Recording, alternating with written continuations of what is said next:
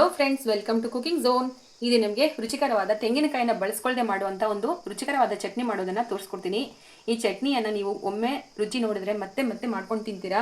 Soft ಆಗಿ ಇಡ್ಲಿ ಜೊತೆ ನೀವು ಇದನ್ನು ನೀರಾಗಿ ಕೂಡ ತಿನ್ಬೋದು, ಗಟ್ಟಿ ಚಟ್ನಿ ಜೊತೆ ಕೂಡ ನೀವು ಇದನ್ನು ತಿನ್ಬೋದು. ನಿಮಗೆ ಈ ದಿನ ಈ ರೆಸಿಪಿ ಮಾಡೋದನ್ನು ನಾನು ತೋರಿಸ್ಕೊಡ್ತೀನಿ. ಬಾಣಲೆನ ಸ್ಟವ್ನ ಇಟ್ಟು ಆನ್ ಮಾಡ್ಕೊಂಡಿದ್ದೀನಿ. ಇದಕ್ಕೆ ಒಂದು 4 ಟೀ ಸ್ಪೂನ್ ಅಷ್ಟು ರಿಫೈಂಡ್ ಆಯಿಲನ್ನು ಹಾಕೊಳ್ಳೋಣ. ಇದಕ್ಕೆ ನಾನು ಒಂದು 50 ಗ್ರಾಮ್ನಷ್ಟು ಕಡಲೆ ಬೀಜವನ್ನು ಹಾಕೋತಾ ಇದ್ದೀನಿ. ಇದನ್ನು ಸ್ವಲ್ಪ ಹುರ್ಕೊಳ್ಳೋಣ. ಕಡಲೆ ಬೀಜ ಫ್ರೈ ಆದ ನಂತರ ನಾವು ಇಲ್ಲಿ ಒಂದು 8 ರಿಂದ 10 ಹಸಿಮೆಣಸಿನಕಾಯಿನ ಹಾಕೋತಾ ಇದ್ದೀನಿ. ಖಾರವನ್ನು ನಿಮಗೆ ಎಷ್ಟು ಬೇಕೋ ನೋಡ್ಕೊಂಡು ಹಾಕೊಳ್ಳಿ. ಒಂದು 2 ಬೆಳ್ಳುಳ್ಳಿಯನ್ನು ಹೆಸಲನ್ನು ಹಾಕೋತಾ ಇದ್ದೀನಿ.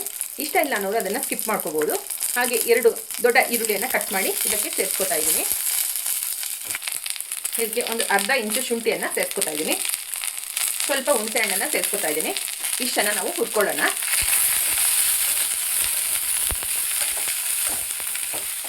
ಎಲ್ಲವನ್ನು ಫ್ರೈ ಮಾಡಿದ ನಂತರ ನಾವು ರುಚಿಗೆ ತಕ್ಕಷ್ಟು ಉಪ್ಪನ್ನು ಹಾಕೊಳ್ಳೋಣ. ಕರಿಬೇವನ್ನು ಹಾಕೊಳ್ಳೋಣ. ಕೊತ್ತಂಬರಿ ಸೊಪ್ಪನ್ನು ಸೇರಿಸ್ಕೊಳ್ಳೋಣ.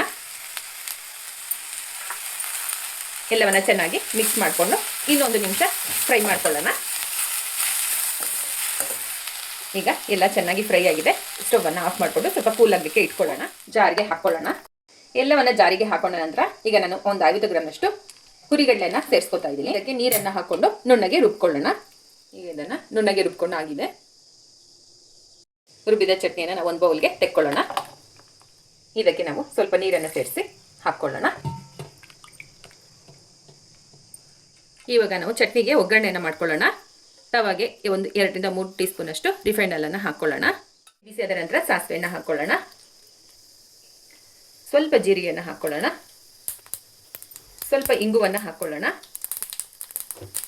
ಸಾಸಿವೆ ಸಿಡಿದ ನಂತರ 1-2 ಒಣಮೆಣಸಿನಕಾಯಿ ಚೂರುಗಳನ್ನು ಹಾಕ್ಕೊಳ್ಳೋಣ. ಕೊನೆಯಲ್ಲಿ ಕರಿಬೇವನ್ನು ಹಾಕ್ಕೊಳ್ಳೋಣ. ಈಗ ಈ ಒಗ್ಗರಣೆ ನಾವು ಚಟ್ನಿಗೆ ಸೇರಿಸ್ಕೊಳ್ಳೋಣ. ಇಡ್ಲಿ ತಟ್ಟೆಗಳಿಗೆ ನಾವು ಬೆಣ್ಣೆಯನ್ನು ಸವರ್ಕೊಳ್ಳೋಣ.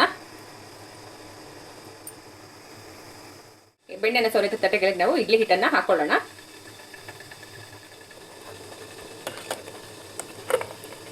ಇಡ್ಲಿಗಳನ್ನು ನಾವು ಬೇಯಿಸ್ಕೊಳ್ಳೋಣ. ಇಡ್ಲಿಗಳು ಆಗಿದೆ. ಈಗ ಇಡ್ಲಿಯನ್ನು ಸರ್ವಿಂಗ್ ಪ್ಲೇಟ್ಗೆ ಹಾಕ್ಕೊಳ್ಳೋಣ. ಈ ಚಟ್ನಿಯನ್ನು ನೀವು ನೀರಾಗಿ ಬೇಕಾದರೂ ಮಾಡಿಕೊಂಡು ಹೀಗೆ ಇಡ್ಲಿ ಮೇಲೆ ಹಾಕ್ಕೊಂಡು ತಿನ್ಬೋದು. ಬಹಳ ರುಚಿಯಾಗಿರುತ್ತೆ. ಹಾಗೆ ಗಟ್ಟಿ ಚಟ್ನಿ ಜೊತೆನೂ ಕೂಡ ನೀವು ಇದನ್ನು ಸರ್ವ್ ಮಾಡ್ಕೋಬಹುದು. ತಿನ್ನೋದಕ್ಕಂತೂ 2 ರೀತಿಯಲ್ಲೂ ಈ ಚಟ್ನಿ ಬಹಳ ರುಚಿಯಾಗಿರುತ್ತೆ. ನೀವು ಈ ರೆಸಿಪಿಯನ್ನು ಒಮ್ಮೆನಾದರೂ ಟ್ರೈ ಮಾಡ್ಕೊಳ್ಳಿ. ಸಾಫ್ಟ್ ಆಗಿರೋ ಇಡ್ಲಿ ಜೊತೆ ನೀವು ಈ ರೀತಿಯ ಚಟ್ನಿಯನ್ನು ಮಾಡಿಕೊಂಡು ತಿಂದರೆ ಅಂತೂ ಬಾಯಲ್ಲಿ ನೀರು ಬರುತ್ತೆ. ಅಷ್ಟೊಂದು ರುಚಿಯಾಗಿರುತ್ತೆ. ಇಡ್ಲಿ ಅಂತೂ ತುಂಬ ಸ್ಮೂತಾಗಿ ಚೆನ್ನಾಗಿದೆ. ಚಟ್ನಿ ಕೂಡ ಇದರ ಜೊತೆಗೆ ತುಂಬ ಚೆನ್ನಾಗಿದೆ. ತಿನ್ನೋದಕ್ಕಂತೂ ತುಂಬ ಚೆನ್ನಾಗಿರುತ್ತೆ. ಬಾಯಲ್ಲಿ ನೀರು ಬರೋಷ್ಟು ರುಚಿಯಾಗಿದೆ.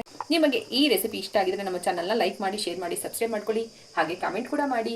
ಹೊಸ ರೆಸಿಪಿಗಳಿಗೋಸ್ಕರ ನೋಟಿಫಿಕೇಶನ್ ಬೆಲ್ಲನ್ನು ಪ್ರೆಸ್ ಮಾಡಿ. Thank you for watching.